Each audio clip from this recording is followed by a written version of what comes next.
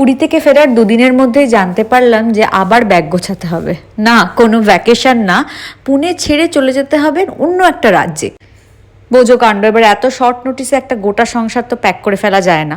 আপাতত দুটো ব্যাগে যতটুকু পারলাম ভরে নিয়ে চললাম একটা নতুন রাজ্যে, নতুন শহরের উদ্দেশ্যে। চেনা অলিগলি সব বিদায় দিয়ে, যদিও ভালো করে বিদায় বলার সময় আমরা পাইনি। ইন্ডিগোর সমস্যার জন্য ফ্লাইট করতে পারিনি, তাই তৎকালে ট্রেনের টিকিট করতে হয়। পৌঁছে গেলাম আমরা পুনে জংশন। এইটুকু বয়সেই রুন এতগুলো বাড়ি শিফট করেছে অলরেডি 3বার, এবং খুব ব্যাপারটার সাথে অভ্যস্ত হয়ে পড়েছে, অ্যাডজাস্ট করে নিতে পারে, তাই আমার আর কোনো চিন্তা নেই। রুনের জন্য আমি বাড়ি থেকে সমস্ত খাবার এনেছিলাম, আমরাও সেগুলো খেয়েছিলাম, সাথে টুকটাক চলছে। ট্রেন ছুটেছে হু হু করে, আর সঙ্গে মনে জমছে ভয়, আশঙ্কা।